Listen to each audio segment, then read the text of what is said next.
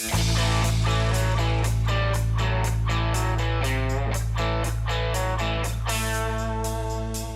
worked in the oil field for about 20 years, and then we got into the utility work and after 20 years of the oil field and began to diversify. We do a lot of relocation, highway project widenings. We move all the utility work, new housing addition, new services. We run a lot of the new services in Oklahoma City, Tulsa area. New gas services for all the new additions and new housing.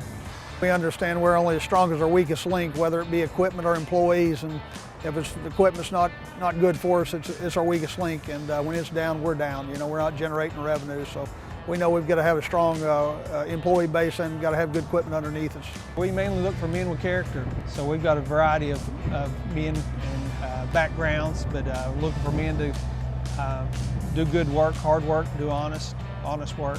We work with a lot of men that's made some poor choices in their lives, so we have some great, strong leaders that really pour into the men's lives to help get their lives turned around. We feel like we just don't give them a paycheck. We've got much more to give to them than that, you know, teaching them about life and about certain principles that help them get above their circumstances in life. We have some great stories like that, and that's really what makes our company go, to really invest in people and make a difference in their lives.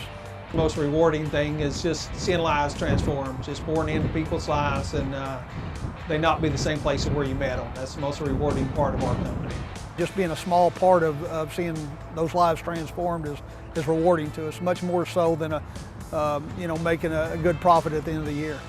As we transformed into the utility business, we've just we probably run over 100 excavators now. The mini excavator has been a great piece of equipment for us. A lot of times we work in the utility easement behind the houses, so we have to get through small gates, and the small minis are able to get in there and do our work and without taking down a fence. So they're very versatile in where they can go and what they can do. Still able to dig the deep holes that we need, but yet small enough to get in there and do the work too. So it's a great fit for us in the area where we work. For our type of work, it's the right size. The mini excavators, 35s are a great fit. Just like he said, in backyards, it's a great fit.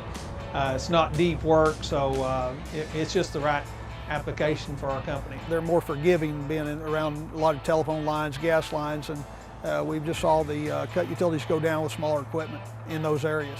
And you're also sitting right on top. You're just a few feet away from what you're digging. When you're sitting on a larger piece of equipment, the distance, sometimes you can't see what you're doing. So the mini excavator puts you right on top of what you're digging around. So it's been a big plus. It still gives us enough room, you know, in the seat. We don't feel crimped for space. Also, the knuckling of the boom to be able to dig right against the side of the tracks is a big plus. So the 35's got with a knuckle boom, you can just get right against a fence or a house. With the mini tracks, you just go in, you know, do near the damage on the sod. We work a lot in the yards and front yards and backyards of people's houses, so less damage we do, the better off we are. Work around a lot of concrete also, so the rubber tracks and the lightweight, it's just a win-win.